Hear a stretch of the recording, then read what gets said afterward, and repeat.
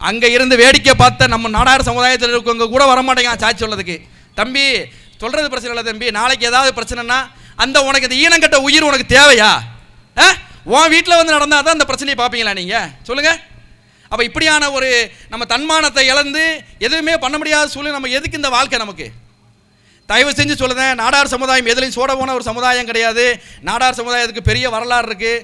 என் அக்காமார்கள் சொல்லுதேன், குடும்பத்தில் உள்ள அக்காமார் அம்மாமாருக்கு பெரியவர்கள் சொல்கிறேன், நீங்கள் உங்கள் தலைமுறை பிள்ளைகளுக்கு தயவு செஞ்சு வரலாற்றை சொல்லி கொடுங்க. வரலாறு இல்லை அப்படின்னா நம்ம சமுதாயம் இல்லை. இன்னும் 2 வருஷம் 3 வருஷம் ஒரு தேர்தலை கடந்துட்டீங்க அப்படின்னா இந்த நாடார் சமுதாயம் அரசியல் அனாதாயக்கப்படுங்கிறத சொல்கிறேன். இருக்கிற வரைக்கும் நானும் கற்றுவோம், அண்ணன் போன்றவரெலாம் கற்றுவோம். நாடார்னு பேருக்கு பின்னால் போடுறதே இப்போ வந்து இழிவாக நினைக்க. அதுக்கு அவங்க ஒரு கிளாரிஃபிகேஷனாக வச்சுருக்கான். நீங்கள் போடாதீங்க, இது என்ன இப்போ பண்டைய காலத்தில் இருக்கீங்க. அந்த காலத்தில் கூட ஒரு மன்னர்கள் 2 பேர் இருக்கான்னா 2 பேருக்குள்ள ஒரு தனிப்பட்ட பகைக்கு தான் போர் நடந்து நாட்டை அழிச்சாங்க.